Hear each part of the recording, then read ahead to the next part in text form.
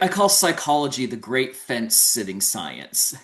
Is it nature or is it nurture? Well, it's both. We also see this with questions about development or change. Well, there's both going on. You need nature and nurture to develop your intelligence. To take a very almost truism of an example, if you lock someone in a closet for most of their life, they're not going to score well on these tests. And that would be purely a nurture phenomenon.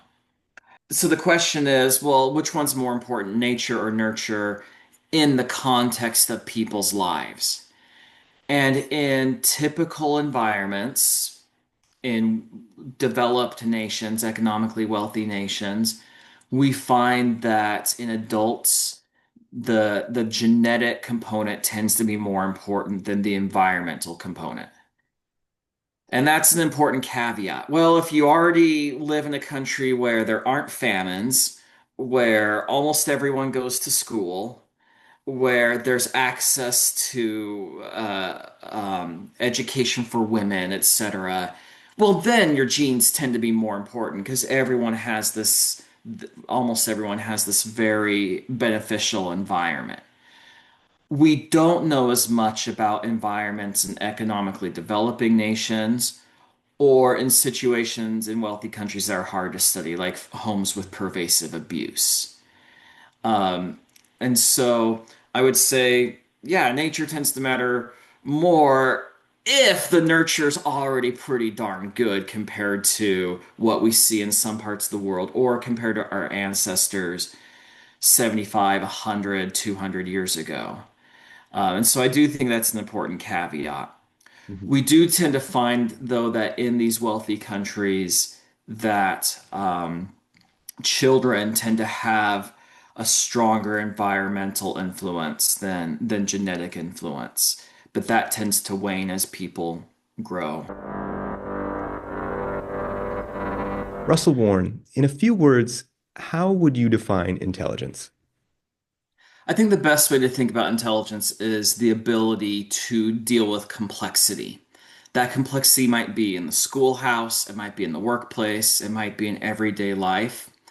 But I really feel like the key to understanding intelligence is understanding that it is handling the complexity that people find in their environment. And the best way that intelligent people do this is through problem solving, thinking abstractly, and reasoning. And those are the keys that help us understand what's going on in our environment, how to best respond to it. Mhm. Yeah, this understanding what's going on. I even saw in your book, short phrases like making sense, catching on, figuring out. So is there evidence that this is measurable? It sounds sort of ambiguous. Yeah, when you use idioms like catching on, figuring out, it does sound very amorphous. It sounds like you're trying to nail Jello to a wall. Um, the reality is that yes, we can measure intelligence. We can actually measure it very well. We use psychological tests for this. Some people call them IQ tests. And these intelligence tests administer a series of problems of varying complexity to people, and their responses help us rank order people from best at dealing with that complexity to least adept at dealing with that complexity. And we can assign a number to that rank order. And a lot of people call that an IQ. That used to stand for intelligence quotient, doesn't really stand for anything now. But yes, we can measure and we can measure it very well. And the science of measuring intelligence is more advanced than the science of measuring most other things we find in psychology, like personality or depression. Yeah, that's something I found interesting that it is so measurable. I even read that you could measure it by accident. You could have other tests that if you run the stats, it pulls out intelligence. How does that work? Yeah, it's really fun to find these things. One of my colleagues, I believe it was Tim Bates, University of Edinburgh, recently published a study showing that a rationality test that psychologists created to measure your ability to think rationally instead of leaping to conclusions. Um, ends up just being an intelligence test. These psychologists tried really hard to measure this ability to think through problems, think rationally, and they end up measuring intelligence anyway. We see it also with health literacy. Hmm. Can you read a prescription bottle correctly? Can you follow your doctor's instructions for how to test your blood sugar if you have diabetes? And it ends up measuring intelligence, even Yeah. though those people didn't try. So yeah, and it is a little funny irony. We see it also in educational tests. A lot of the end of year accountability tests we have in the United States in the K-12 system, they end up measuring intelligence with the content that children have been taught. SAT, ACT do the same, GRE, LSAT, MCAT. Even though these are not called intelligence tests, they measure it anyway. And a big question is why? And it goes back to what your first question was. It's dealing with complexity. All these things, whether it's the end of year science tests, whether it's the GRE, whether it's thinking irrationally, whether it's about taking care of your health, are about dealing with complexity. And any test that measures people's ability to deal with that cognitive complexity is going to end up measuring intelligence to some degree. Some of these tests are better than others, but yeah, to some extent they end up measuring intelligence, whether the creators intended that or not. But Russell, if intelligence is measurable, it's comparative, and it's everywhere, I think people are going to start to wonder about the nature versus nurture debate. What is bigger when it comes to intelligence? Well, I call psychology the great fence sitting science. Is it nature or is it nurture? Well, it's both. We also see this with questions about development or change. Well, there's both going on. You need nature and nurture to develop your intelligence. To take a very almost truism of an example, if you lock someone in a closet for most of their life, they're not going to score well on these tests. And that would be purely a nurture phenomenon. And so the question is, well, which one's more important, nature or nurture, in the context of people's lives? And in typical environments, in developed nations, economically wealthy nations, we find that in adults, the genetic component tends to be more important than the environmental component. And that's an important caveat. Well, if you already live in a country where there aren't famines, where almost everyone goes to school, where there's access to education for women, etc., well, then your genes tend to be more important because almost everyone has this very beneficial environment. We don't know as much about environments in economically developing nations or in situations in wealthy countries that are hard to study, like homes with pervasive abuse. Um, and so I would say, yeah, nature tends to matter more if the nurture's already pretty darn good compared to what we see in some parts of the world or compared to our ancestors 75, 100, 200 years ago. And so I do think that's an important caveat. Mhm. We do tend to find, though, that in these wealthy countries, that children tend to have a stronger environmental influence than genetic influence, but that tends to wane as people grow. Yeah. You mentioned that adults seem to get more driven by the genetics, the nature. You also mentioned that an abusive home environment could be detrimental. If you're an adult, but you're in an abusive environment, this is something that I've been talking about regularly on the show. I wonder, can that decrease your functioning? Can that decrease your intelligence in the moment? Oh, the answer is we don't know. It's possible, Hmm. but we don't know for sure. And a lot of it's just because it would be unethical to purposely expose people to these Right. environments. And even if they're already in the environment, it would often be considered unethical to study the person without trying to help them. Yeah. I've known women in abusive relationships, and even though I'm a scientist, my first thought is let's get you out of that. Let's get you safe. Hmm. And I haven't bothered thinking, oh, let's give you a test right now. I mean, and so I would say that we don't know, and I don't know of any ethical way to find out. And I'm okay with that because the most important thing is making sure people are safe. Hmm. There are some natural environments that are capable of being studied that we might be able to draw some general conclusions. I think of developing nations where the country does not have the economic resources to educate every child. And in that situation, I don't see anything unethical with visiting for a little while, giving some tests, possibly helping out where you can, but scientists don't have the economic resources to educate every child in these countries. And so if that natural situation exists, I don't see anything wrong with that. Prisons is another example. These people are locked up. The scientist doesn't have the power of the parole board. I don't see anything wrong with studying that. But I'm not sure that what we can learn about those environments transfers to the adult in an abusive relationship, the victim of human trafficking, or a child being subjected to horrendous abuse that they can't escape from.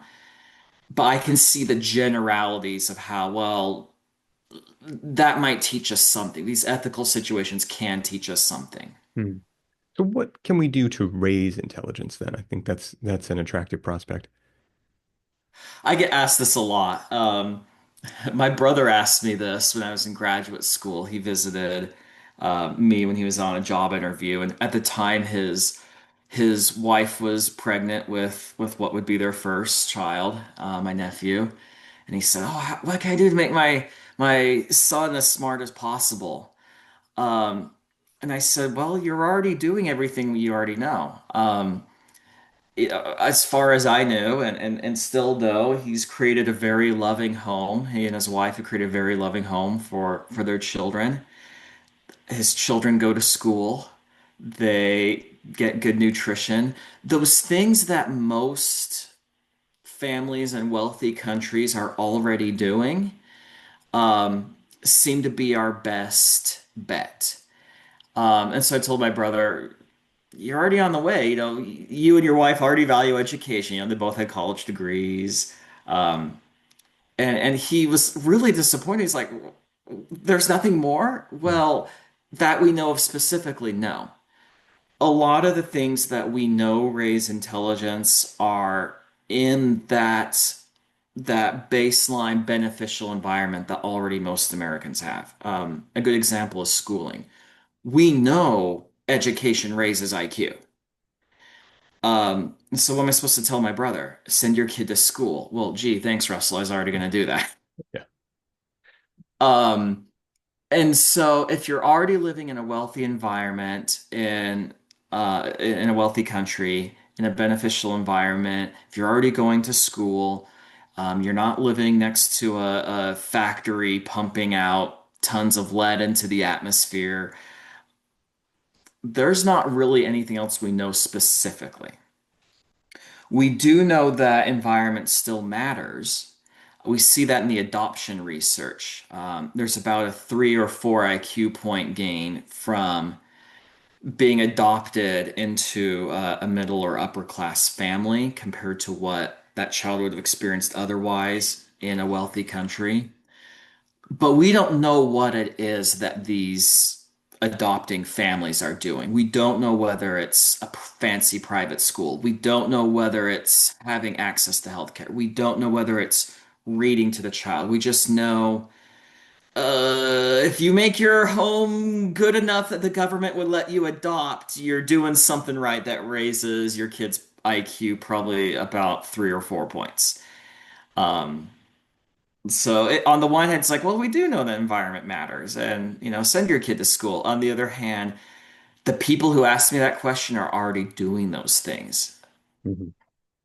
You mentioned adoption studies. While preparing for this discussion with you, I'm also preparing for tomorrow to speak with Robert Plomin, who's a Mm. pioneer of adoption studies and twin studies and things like that. So reading his book, I've got your book right here, has really opened my eyes, and it's made me question other books that I love. I'd like to talk about some things that you've raised some debate with in your book, which is really about myths. So here's one that I really enjoy. It's called Mastery. It's by Robert Greene. He's been on my show a couple times. I recommend it to people. If I were to summarize this book as quickly as I could, it would be something like understand multiple intelligences, find your multiple intelligence, and accumulate 10,000 hours of practice. Let's start with multiple intelligences as we kind of pick this apart. So, another one that I enjoy, Howard Gardner's book, Frames of Mind. Um, I have it what too. It's on that shelf right there. Right. So multiple intelligences. What data do we have for or against it? Multiple intelligence theory. And I always have to restrain myself to be a little diplomatic. I say in my book in the note that reading Frame of Mind, it's like visiting a museum of what the understanding of the brain was like 45 years ago. Um, it has not aged well. It was a reasonable possibility when Howard Gardner published that in 1983. And to his credit, he has revised the theory. But it just has not held up well to empirical scrutiny. A good example, and this goes back to measuring intelligence accidentally. People have created tests for the different multiple intelligences, and the non-cognitive ones like bodily kinesthetic intelligence, those are independent and no one questions that. But the cognitive ones, the mathematical intelligence, the verbal intelligence, the logical reasoning intelligence, etc., guess what, they all interrelate. They're not independent, contrary to what Gardner theorized, and they all form a general factor, and you end up measuring G, a general intelligence, even though you try to measure multiple intelligences. um, Gardner, the strength of his work is its descriptive work. And I do like how he did consider multiple haha, levels of data. But the problem is that these abilities are not as independent as he believed. And a lot of his examples of prominent people who supposedly only had one intelligence they were successful in actually were above average in other areas too. Yes, Einstein is known as one of the most famous, most influential physicists ever. He was also a pretty darn good violin player. Mhm. If these intelligences really were purely independent, you wouldn't have someone who was he as good as Itzhak Rabin? No. But sorry, Itzhak Rabin was a prime minister of Israel. Who's the violinist I was thinking of? I don't know, it's slipped my name. But was he as good as a concert violinist? No, he wouldn't play at Carnegie Hall. But people comment, and there's recordings of Einstein playing some very good violin. Churchill got his Nobel Prize for literature, Yeah. not for peace. Yeah. You shouldn't have these very brilliant people who are extremely accomplished in multiple areas if the multiple intelligences are purely uncorrelated. And I could go in more, but the theory has not held up well, and I do wish Gardner would either recognize that these intelligences are not independent or throw out the theory completely. But he's done rather well professionally. I don't blame him for not doing that, but Is there's his nothing I can do theory about it. falsifiable? In the most scientific Oh sense? yeah. Yeah. Oh yeah, definitely. The fact that he says, "Oh, these intelligences are independent," um, we see it in all sorts of things, not just the psychometric research, but the neuroscience research. I say reading his book is like going back in time. There is almost no indication that when he wrote the book that it was possible to observe a functioning brain in action. At the time, the best research would have been PET scans. Today we have fMRIs and other things, but he uses almost none of the live brain scan data, even though some of it was available at the time, and he's definitely never incorporated that. And that shows that, you know, golly, when you give people a verbal task and you give people other types of tasks, often the same parts of the brain are being used at the same time. And so neurologically, psychometrically, behaviorally, thought process wise, these are not independent abilities. There are interrelationships. Mhm. And I want to give people something useful if they are really ambitious about their careers. And I would say, Robert Greene, when he wrote Mastery, he interviewed experts, he did a lot of work. Frames of Mind is just one book that's come up in discussion with him. But there is something, it seems, to understanding your unique strengths. In your work, I believe you refer to Stratum II abilities Mhm. and using that as a guide for career. So for people who are ambitious about their career, what is that? So yeah, we call it stratum one, two, three, and this is from a theory we use to understand mental abilities called the Cattell-Horn-Carroll or CHC theory. At the top, you have general intelligence. Below that, you have the middle stratum, stratum two, which is broad abilities like verbal ability, um, spatial reasoning, fluid intelligence, processing speed. Um, these sound a lot like Gardner's multiple intelligences, but they are intercorrelated and they are related. And at the bottom, you have narrow specific skills. This would be things like being able to read a three-dimensional map, being able to understand, sorry, a two-dimensional map and understand it in a three-dimensional world, being able to um, understand the grammar of your native language, things like that. Really narrow, very trainable skills. And they're numbered actually from the bottom up. So stratum one's those specific skills, stratum two's in the middle, and then general intelligence is alone in stratum three.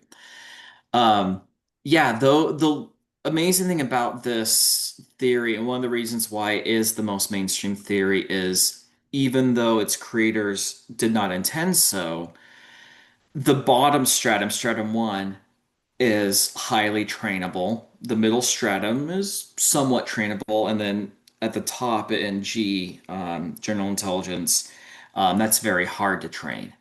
And so, yes, intelligence theorists recognize there are trainable skills and abilities.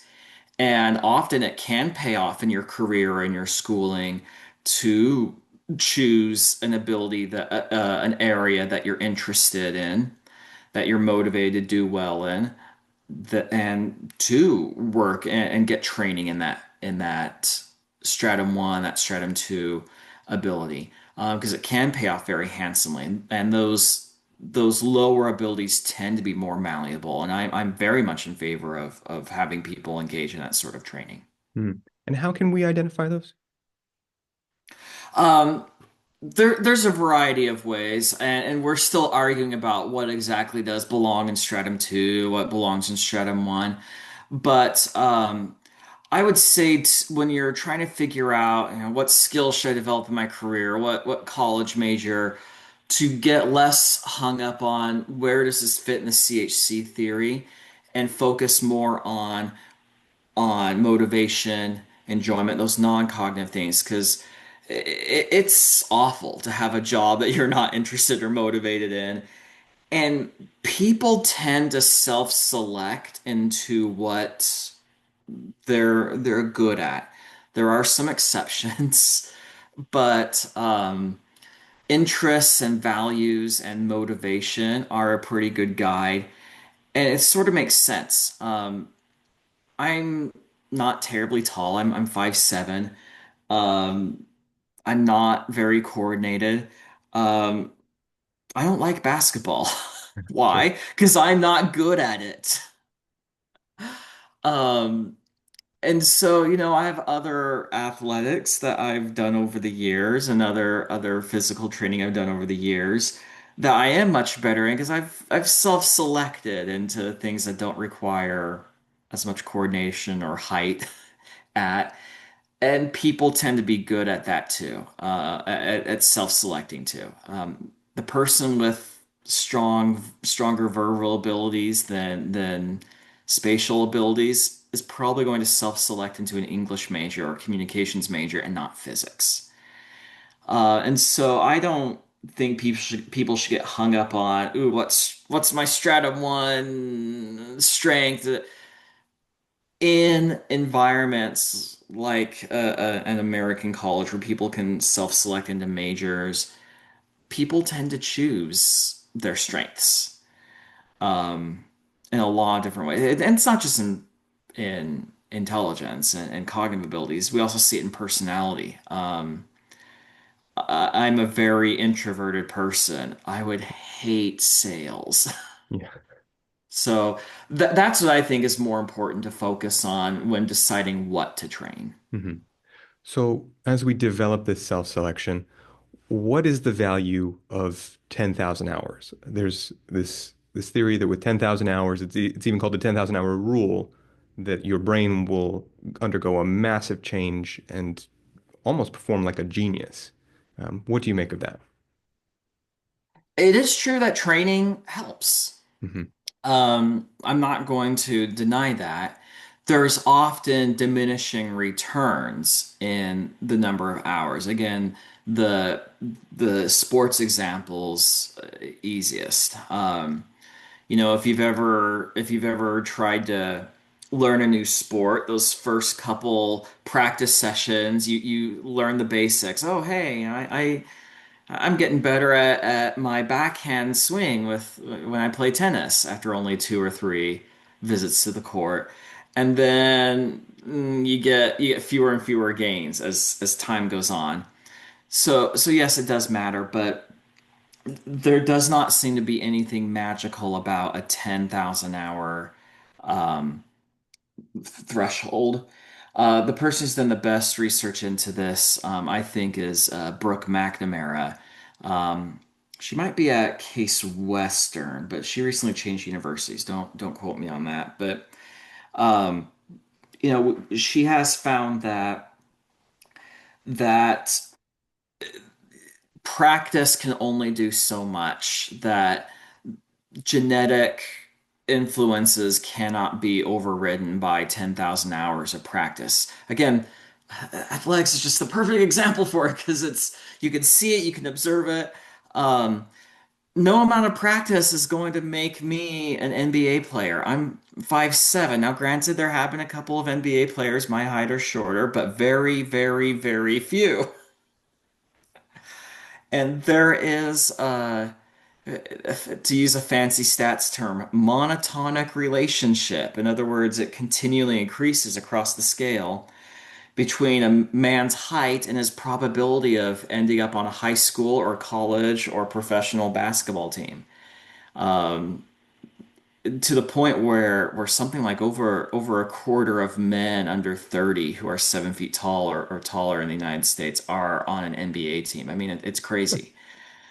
Um, and no, and then also the thing that the 10,000 hour rule has trouble explaining is things like child prodigies. Um, and it also has trouble explaining why we can get prodigies in some areas like chess and music and not others, like writing novels. Um, and so the idea that there is one threshold that applies across different disciplines, and that it's going to override other things is not a helpful idea, and I think it's actually not just untrue but unhelpful because the people who advocate for that theory often say deliberate practice. Yes. Um, oh, you need 10,000 hours of deliberate practice. Well, if someone doesn't become a golf pro or a concert violinist after 10,000 hours, oh, it's your fault. You didn't do the right kind of practice. You didn't do the deliberate practice. And So I also don't find it helpful for that reason. But um, no, there it is true though that there are a lot of disciplines and things where you do need to invest a lot of time and effort into it. Um, and again, coming back, writing is a very good example. Um, None of the world's greatest writers produced their best work before their early 20s, and even some of them it was far later than that. Um, Shakespeare is writing Hamlet and King Lear in his late 30s or early 40s, not when he was 18 and having a shotgun marriage. Right. Yeah, something that's come up in my recent reading is anecdotes. The plural of anecdote is not data. That Yeah, we can't take anecdotes and extrapolate them out. Um, no.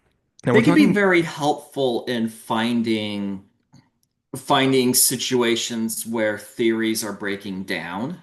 Hmm, And again, child prodigies is a really good example with this. Both general intelligence theory and um, 10,000 hour practice theory need to be able to explain the presence of child prodigies or idiot savants. Shouldn't call them idiot savants these days, but savants. You get the idea. Rain Man, things like that.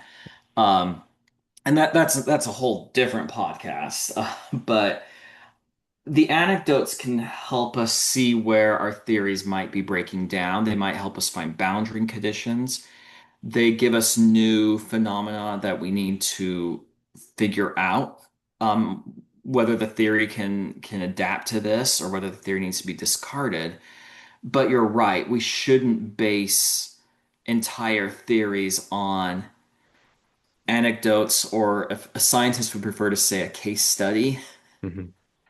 Um, in fact, sometimes that can lead us disastrously astray. Psychoanalysis was based entirely on case studies, and it led to decades of people wasting their time and money trying to figure out whether they wanted to murder their father and marry their mother or not. We're starting to touch on what you have a chapter on called non-cognitive variables. So the 10,000 hours, the deliberate practice, it gets on the idea of grit, which is very popular. What do you make of grit, the work of Angela Duckworth? I've actually been in contact recently with Angela Duckworth. Oh, She and I have a lot of overlap in some of our thinkings lately. Um, Again, non-cognitive variables matter. I talked about how important they are for choosing a major yeah. or choosing an area you want to invest time to develop skills in. And motivation matters. And other non-cognitive variables do matter. I am just as much against someone who says that IQ is everything as someone who says IQ is nothing.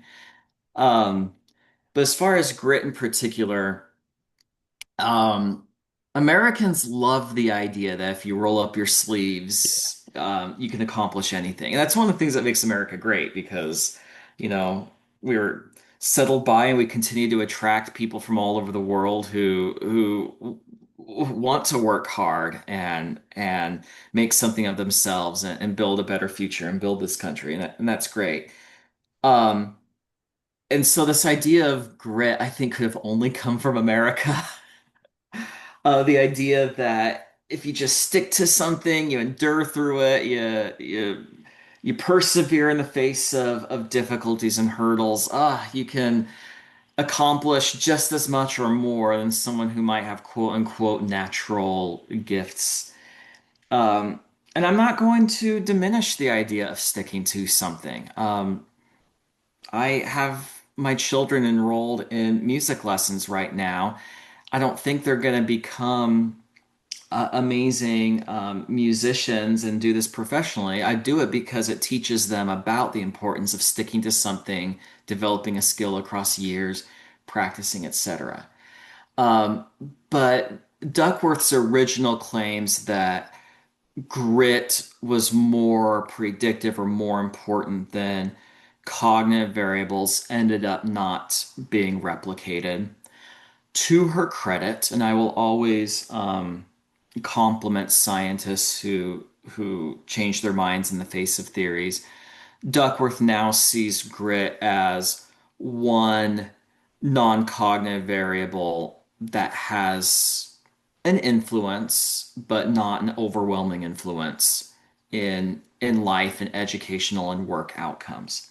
In fact, she's recently a co-author on an article she sent me where she says in psychology we need to expect small effects, and she even uses grit as an example. So, um, she hasn't, as far as I know, renounced grit completely, but she has said it's not as strong as I originally believed. I see grit as mostly a combination of some personality variables, mostly conscientiousness, and to a lesser extent, a lack of neuroticism and some openness to experience. And so, that's where she and I disagree. She still sees it as an independent trait or phenomenon to study. I see it as this amalgam of different personality traits that we already know about. But what we do agree on is that whatever grit is, it has a modest effect, and that it's still good to teach people to persevere and to stick to their goals and to develop their skills and talents.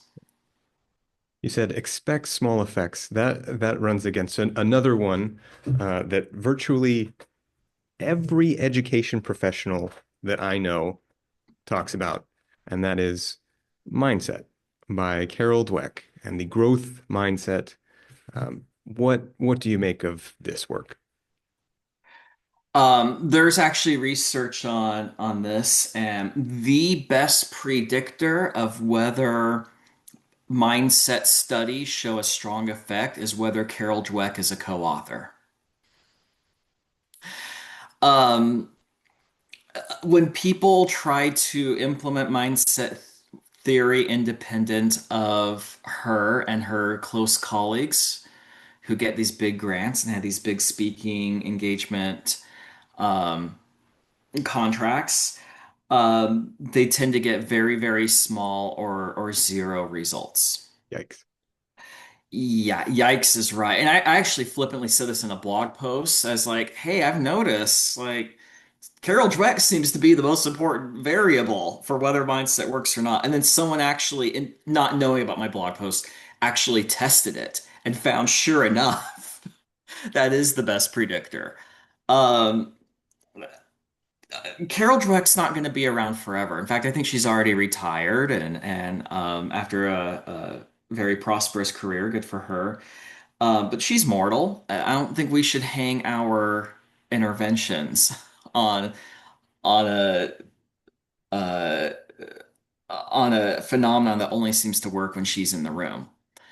Um, Again, it takes a kernel of a good idea. It's almost a truism. We should be telling people um, that they can improve skills. We should tell children that they can improve their reading. But mindset theory goes beyond that. Mindset theory says if you believe your intelligence is rigid, if you don't believe that you can make yourself smarter over time, then that has major detrimental, huge effects. And that's simply not true. Um, and again, coming back to psychologists claiming stronger effects than they should, some of Dweck's research, and I mock it a little bit in my book. Um, she even says that mindset theory can bring peace to the Middle East. Um, she calls it profound. Um, she says it can reduce aggression, improve race relations, increase willpower. It can turn failing students into honor students. And these extravagant claims end up not being true. And I'm not aware of her revising them, but some of her colleagues have started pulling back a little bit and saying, well, it can. move the needle and reduce dropout rates by a couple percentage points. And to me, it's like, hey, you people, it's like if your neighbor claimed that they were a billionaire. And for 20 years they did this, and then finally you got a hold of the accounts, and it was like, no, they've got a nice 401k socked away. It's like, well, you were overclaiming for decades. Um, and so again, I do think we should tell children you can improve your skills, but some mindset interventions that she and her colleagues recommend are just tell saying that we should outright tell lies to people. Tell them that your brain functions like a muscle. Well, no, it doesn't. Neither physiologically nor in its effects. It doesn't.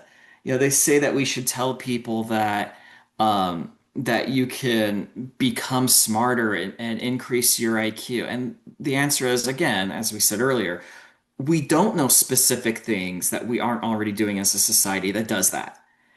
And I don't think we should lie to people in our interventions. Um, a really surefire way to lose credibility is to have people find out you've been lying to them. And so, yeah, I have a lot of problems with mindset theory. It seems to be based on research practices that we know today are shoddy, and produce a lot of false positives. And so, again, it's another entire Yeah. podcast.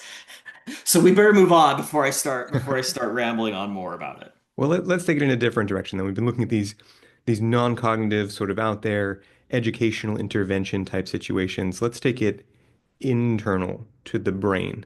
Um, how does the brain affect general intelligence? Um, gosh, people have written entire books on that. Yeah. We can So take there's it no in way I'll more be able smaller. to. Is it does your brain change your intelligence? Well, definitely the intelligence has to come from the brain. I mean, where else Hmm. could it come from? It, Hmm. it it's not going to come from the digestive system. It's not going to come from anywhere else in the body. It has to come from the brain.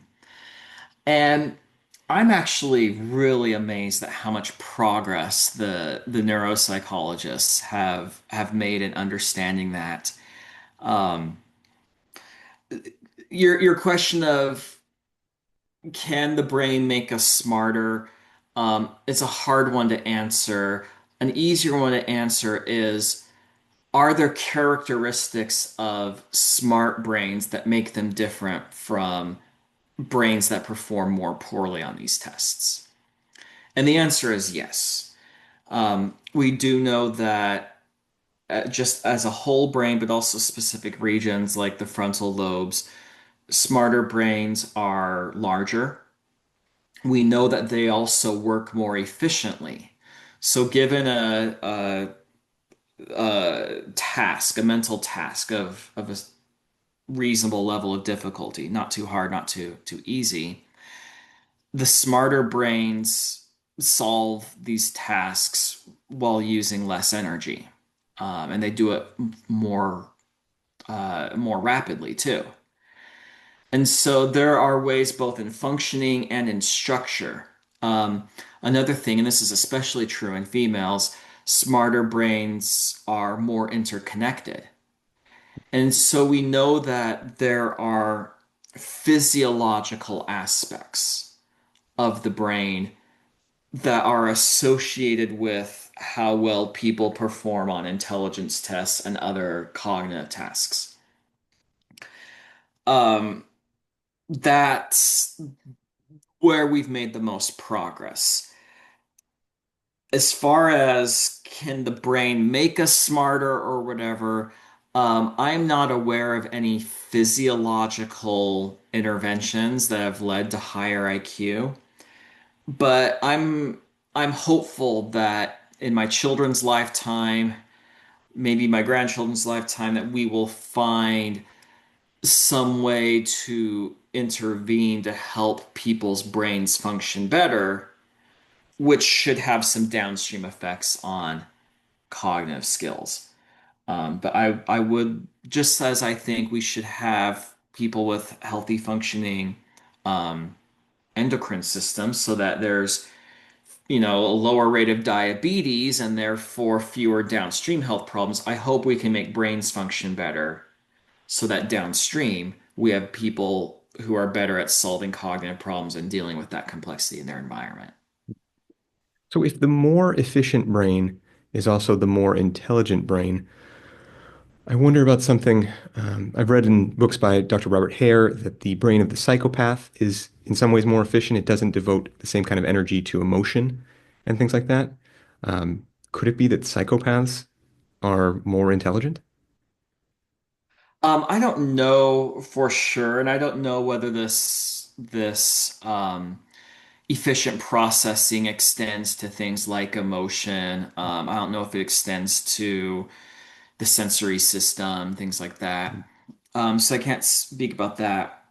I do know that studying psychopaths and sociopaths and people with antisocial personality disorder is sometimes very difficult um, because the smart psychopaths stay out of prison. Yes.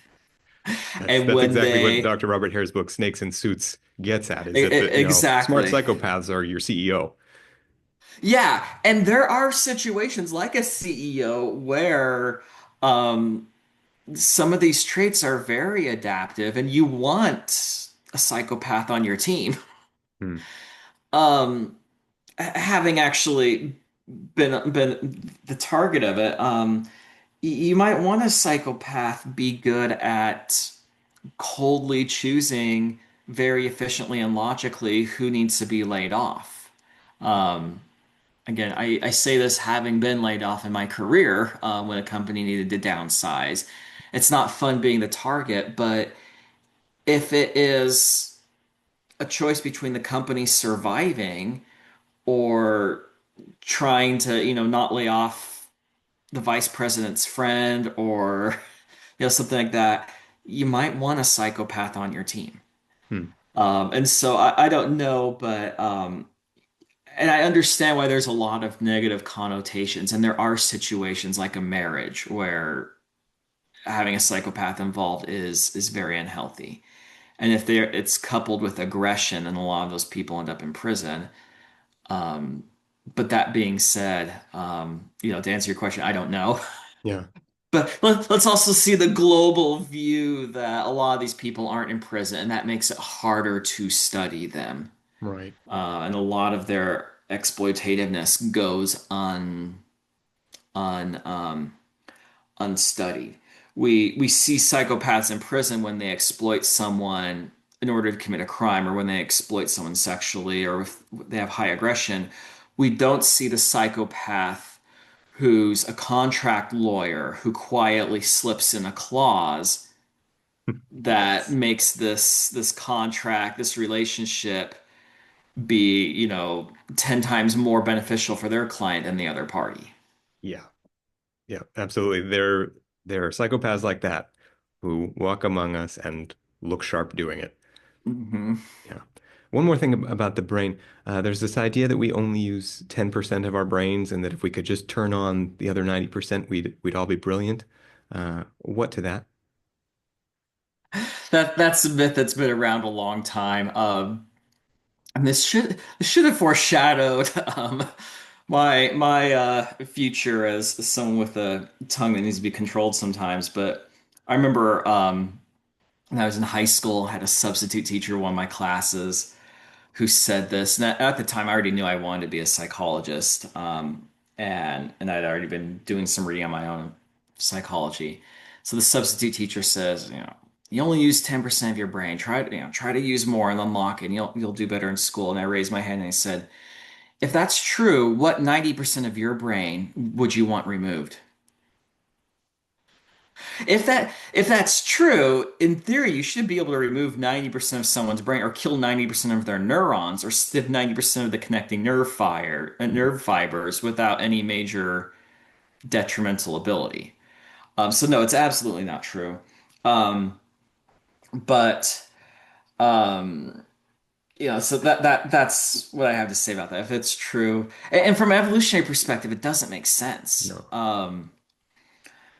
One of the evolutionary limits to to human brain size is whether a baby's head can exit the mother's pelvis. And there's been a if you look at the fossil record, um, if the head size, brain size increases too fast of the baby, then they can't exit the pelvis. Baby and mother die, and so there's always been this limit until cesarean sections became safe, in the 20th century. And so the idea that evolution might give us a brain that's 10 times larger than what we would need to survive is just absurd. It would be disastrous Yeah. from an evolutionary perspective. It would kill off so many mothers, over the past thousands, tens of thousands, hundreds of thousands of years and for what? So we could have this top-heavy baby that can't support its neck? So No. there's a question of differences in intelligence between men and women. What can we learn from the winners of Jeopardy about the differences between men and women? You have read my book. Um, the overall average IQ differences seem to be very trivial between men and women. The difference we see is in the variability. We see more men performing at high levels of intelligence and most Stratum II abilities too, and more men at lower levels. And so, yes, even though, and I don't know updated numbers, and I don't get to watch as much TV as I used to, but yeah, men win a disproportionate number of Jeopardy matches. If you look at their leaderboard, the top several consecutive game winners are men, and even their top quote unquote women's champion is actually a biological male who's transgender. Um, and so, yeah, we see a lot more men performing at high levels, but we also see on the flip side a lot more men performing at low levels. Rates of intellectual disability are higher in males. There's more males in special education. Um, there's more males with learning disabilities, which of themselves are not the same as low intelligence, but um, they often are associated with a drop in IQ by a couple points. Um, and so, yeah, we have this very interesting phenomenon where women's abilities tend to be more clustered in the middle. And the plus side of that is, yeah, we have fewer women out there with intellectual disabilities. More women can live independently and they function better in society. The downside is we have fewer women at the top end. Um, and so we don't really know why this has happened. It's not just in intelligence. We see this in a lot of things. Men are more variable in their height. Men are more variable in their weight. Um, so there's also physiological things. Personality wise, also, you have more variability in men's what we call pro-social behaviors. There's more men in the clergy in a lot of different religious traditions. And there's also more men in biker gangs and prisons. So it's not just intelligence. There's this high, and it's a very interesting thing, but there's this high variability. And one of the ways it shows up is, yes, in quiz shows in different countries, you have more male winners and they win more matches, more games than you do females.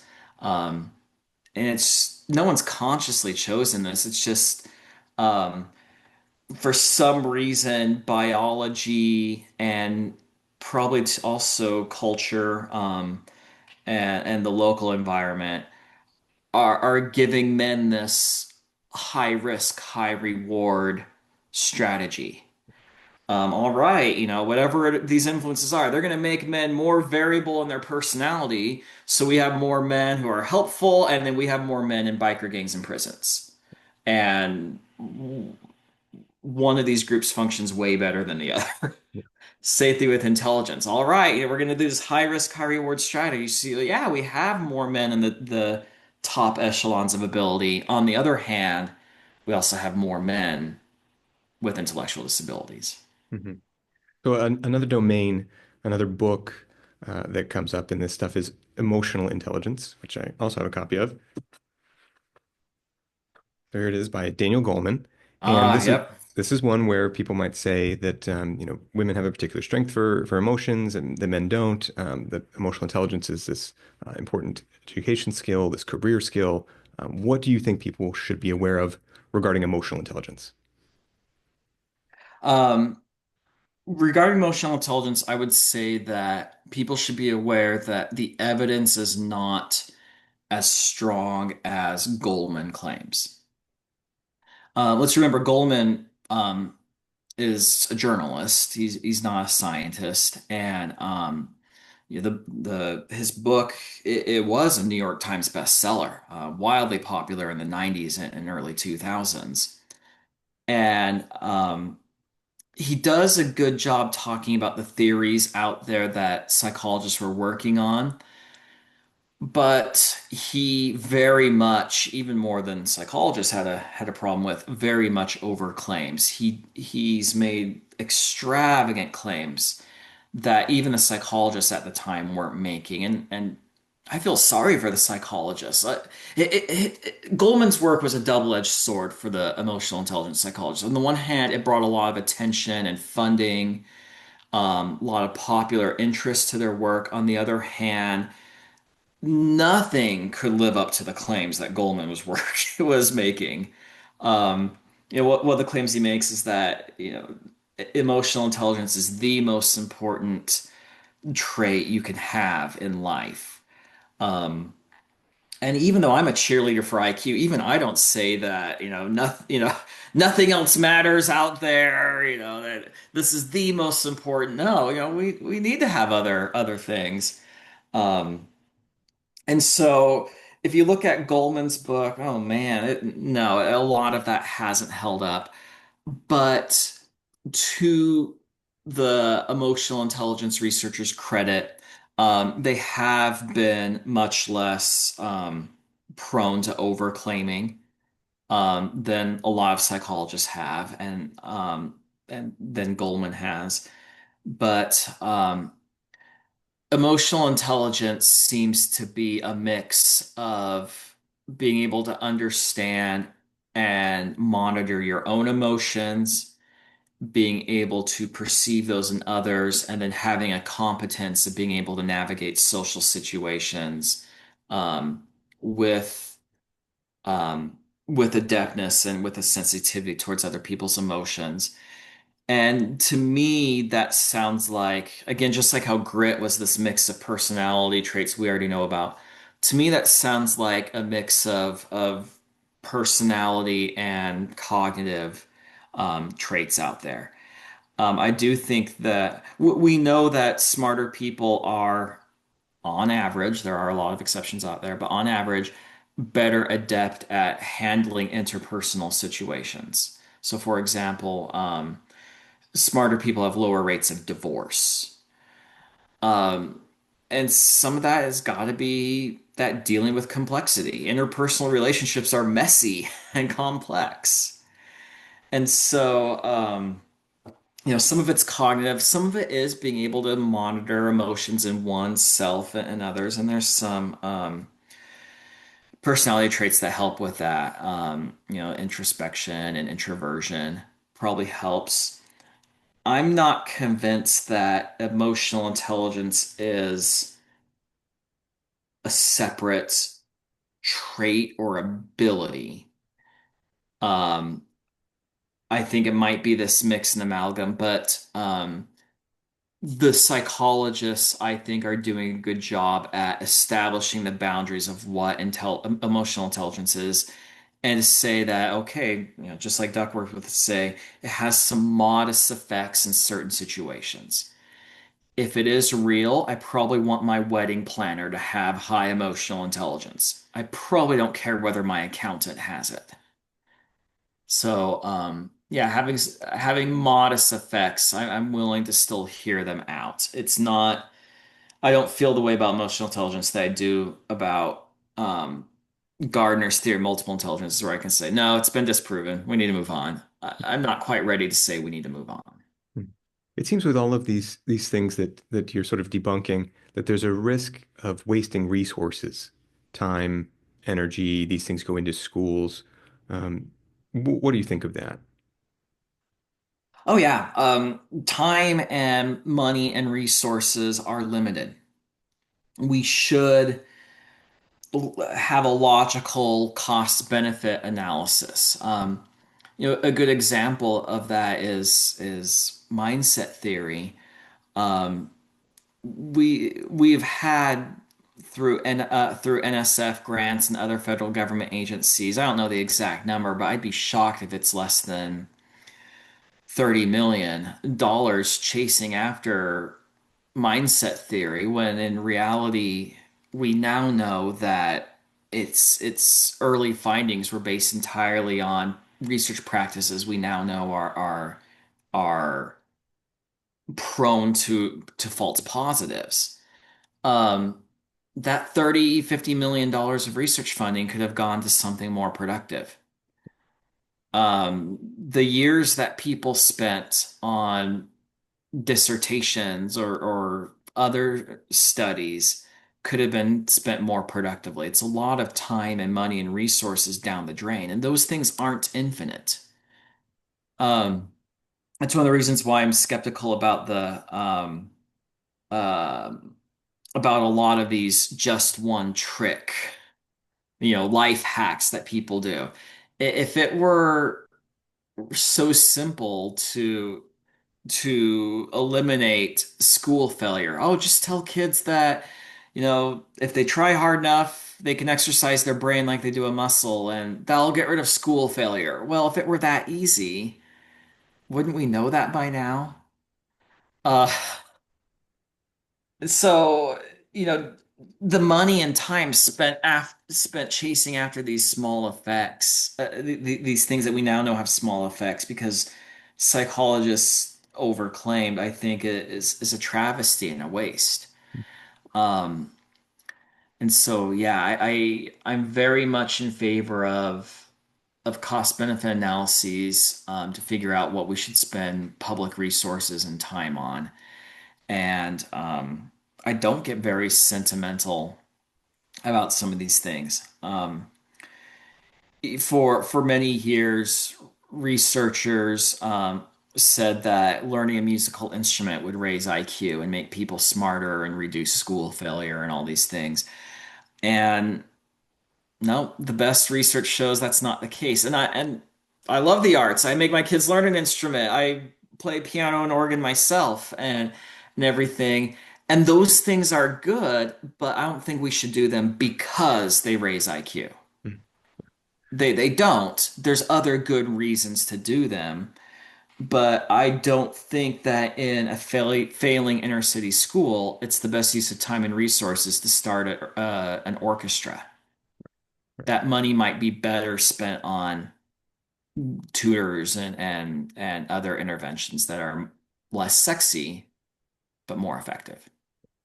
Russell, another thing related to the emotional intelligence is the idea of a gut feeling that the gut is sort of like the brain or connected to the brain, can calculate, maybe make decisions ahead of your rational thinking. What do you think of the idea of a gut intelligence? That's similar to what the rationality people were saying, that there's benefits in actually they would say the opposite. There's benefits in not going by your gut and pausing and thinking through things rationally. Um uh, I'm not a fan of intuition. It leads people astray very often, and it's often an excuse not to make decisions logically that they might not like. So I'm not a fan in it. But that being said, I'm not an expert in rapid decisions based on the gut versus thought out decisions in different situations. And so I can't go into the details, but I think that logical, rational reasoning will probably win out more often than not. And that going by your gut ends up being an excuse to just do what you want to do and going by intuition. Yeah, I'll add that I've talked with a lot of experts on the show about this sort of thing about gut feelings, intuition, and what I've gleaned is that if you get an alert from your gut, then that's a good sign to go explore that with your rational mind. Say, this person makes me feel queasy. What is going on here? And then to go explore that. But to I'm use okay both. with that. Hmm. Yeah, I'm okay with that as a first sign that you Hmm. later then follow up on and verify. And definitely, I don't think we should dismiss gut when it comes to personal safety. Right. Um, I remember when I was on the dating market, I remember someone at a meeting I was at, of singles, saying, man, you need to put yourself out there more, which is probably true. And it says, and this guy said, women, you shouldn't turn down a first date with anyone. And I thought, whoa, no, hold on. If that woman doesn't feel safe, and if there's some sort of thing that makes her feel nervous, she should turn down a date with someone. And so when it comes to personal safety, I do think that erring on the side of caution, and if your gut says to be leery of someone, that's probably best. But as an initial hypothesis for business making, business decisions, for example, as a first hypothesis that we then follow up with, that I would be very much in favor of. Russell, let's talk about meritocracy. It comes up a lot with intelligence. First of all, what is meritocracy? Meritocracy is the idea um, that rewards in society should go to people who have the merit that they merit those things. Um, and so, who should be able to get the slot at the Ivy League university? Oh, well, maybe the person deserves it the most. Maybe that's the best student or the smartest, however you want to define merit. And merit looks different in different fields. Um, the person who has the greatest merit to go to a prestigious university is probably not the person who has the greatest merit to get a role on Broadway.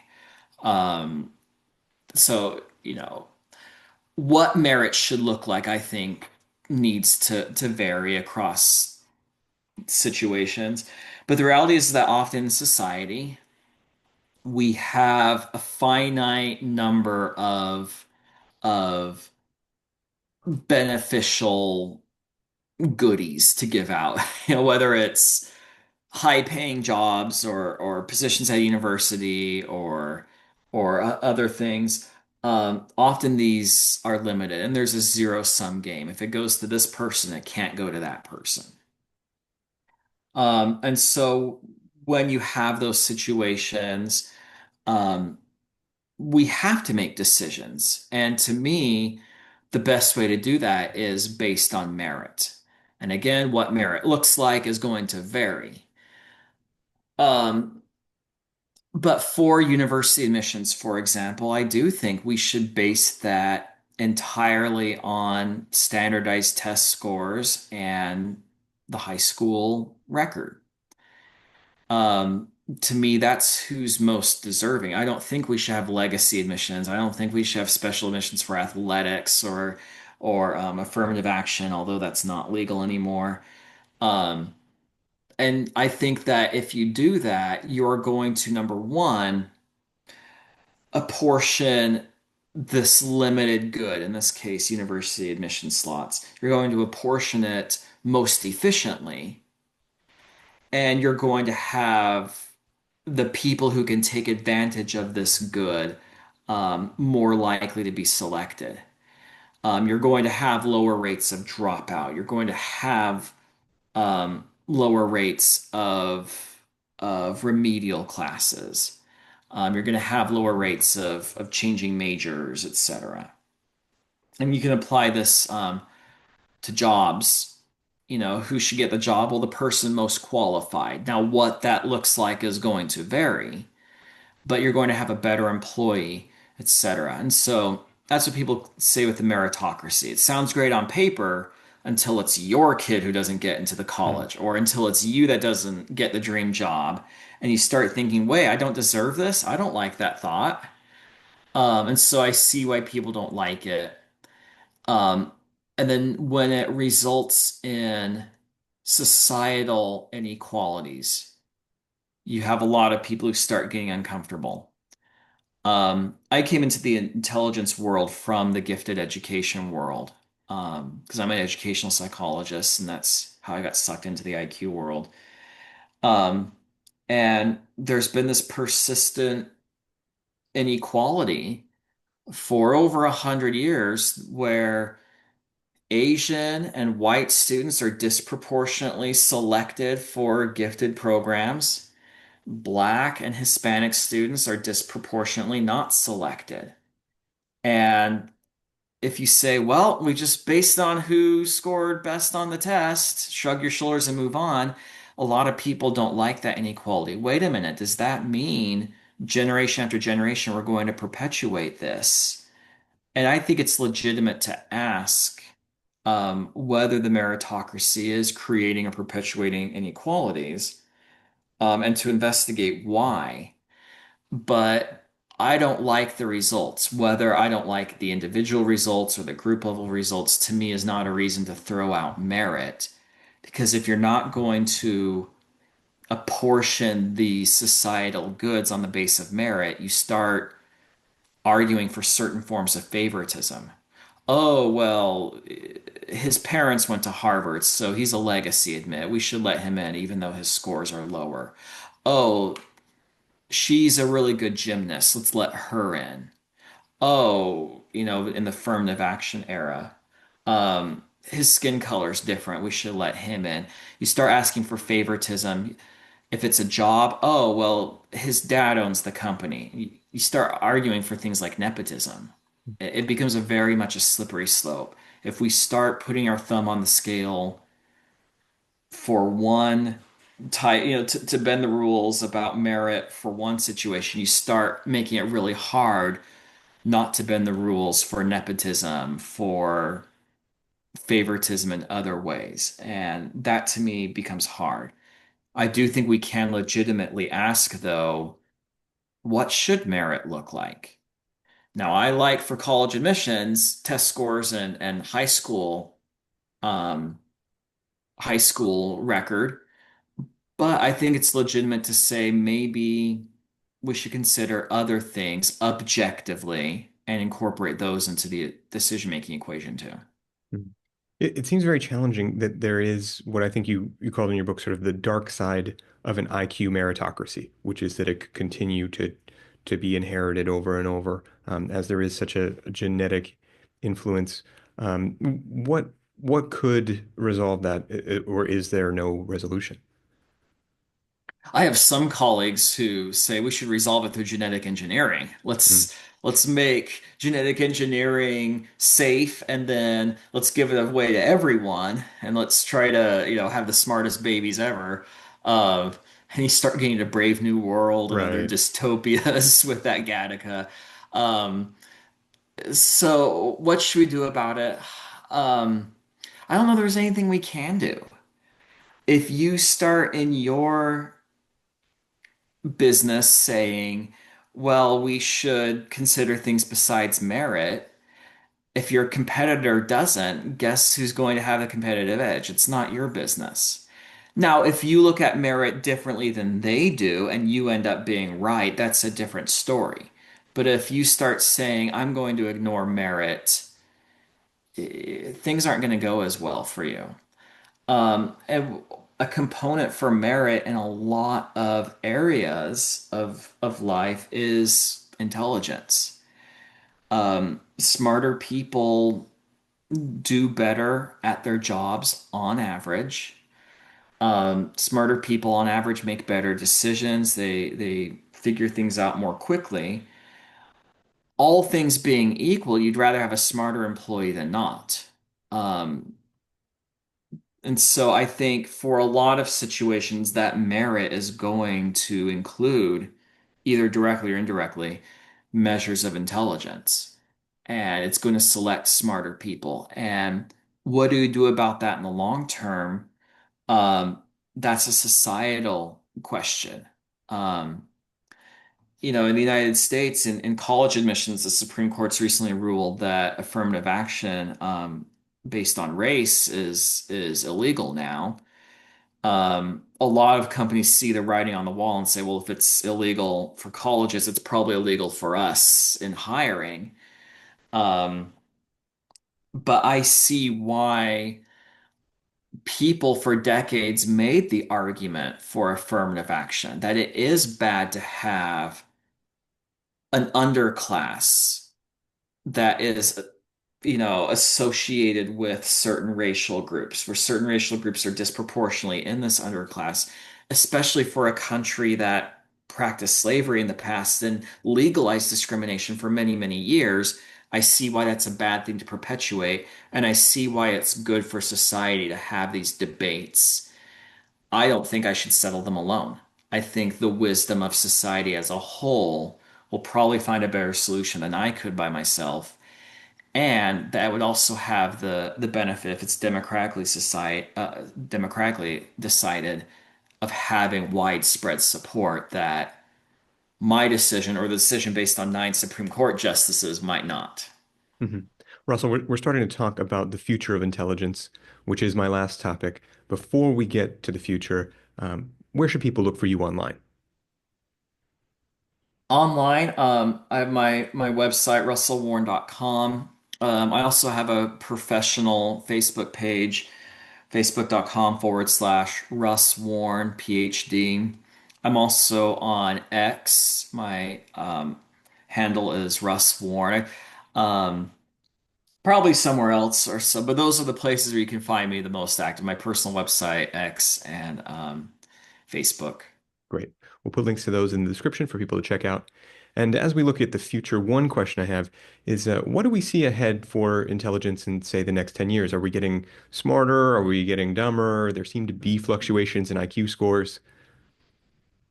There have been long-term trends with IQ. We call it the Flynn effect, named after James Flynn, who never said he discovered it, but he did popularize it. And I admire James Flynn. He passed away a few years ago. It was a huge loss.